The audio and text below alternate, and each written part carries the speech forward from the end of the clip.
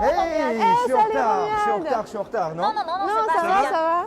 Si j'ai bien compris, aujourd'hui nous allons à Zhangjiakou faire du ski, c'est ça? Oui, exactement. Nous sommes actuellement à la carte Qinghe à Beijing. Du coup, on va bientôt prendre ce train à grande vitesse, Wow. soit l'express des JO d'hiver pour la ville de Zhangjiakou. D'accord. Oui, et les Jeux Olympiques d'hiver va bientôt commencer Bien dans quelques sûr, jours. Exactement. Donc allons ressentir l'atmosphère des Jeux maintenant. Let's go! Ce train est vraiment très unique. Allons-y. On va faire l'expérience sur place.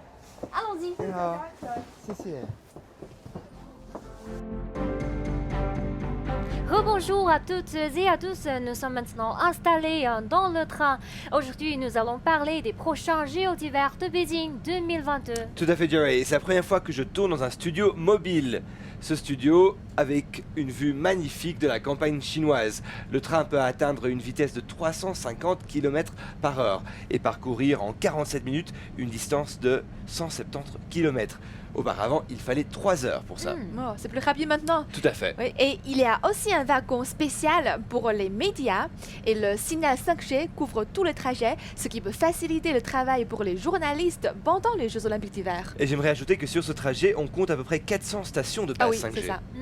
En tant que journaliste, Romuald, je Mhm. sais que tu as fait des rapports sur le sujet des JO d'hiver, n'est-ce pas? Tout à fait. Du coup, est-ce que tu peux nous en dire plus sur cette édition? Bien sûr, Jerry. Donc c'est un moment historique tant pour les JO que la ville de Pékin. Pourquoi? Parce que Pékin est la première ville au monde à accueillir à la fois les JO d'été et les JO d'hiver. En 2008, vous vous rappelez, on a eu les JO d'été. Ensuite, pourquoi est-ce que c'est historique pour les Jeux Olympiques?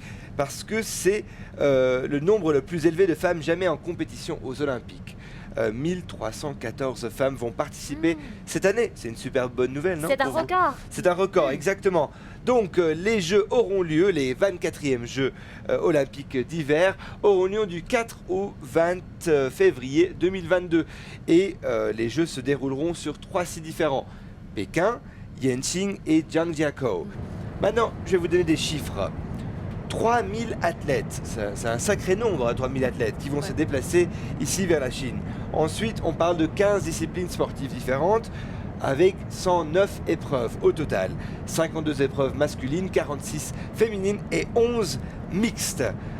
Alors, pour d'autres informations, à quelle heure est-ce qu'on peut suivre les JO? Alors, si vous vous trouvez en Europe ou en Afrique, les JO vont commencer à 1h30 du matin et se terminer à 4h30 de l'après-midi.